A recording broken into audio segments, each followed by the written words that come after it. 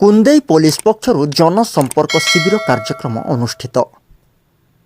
नवरंगपुर जिला रायघर ब्लॉक अंतर्गत ओडिशा छत्तीसगढ़ सीमांत लगी रही सेमारडीही कुंदेई पुलिस पक्षरु जनसंपर्क शिविर अनुष्ठित करा जायछि।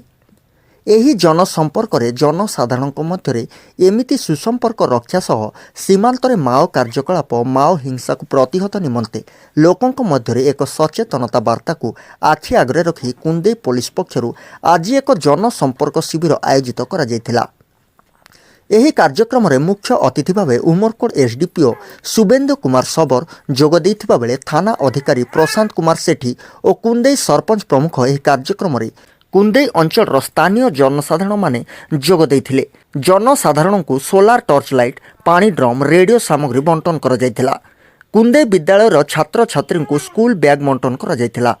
एही कार्यक्रम अंतिम पर्याय छात्र छात्री मानक द्वारा मनोरंजन कार्यक्रम मध्य परिवेषण करा जायथिला।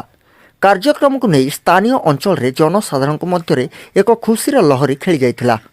रायघर प्रदीप राय रिपोर्ट अनुराग टीवी।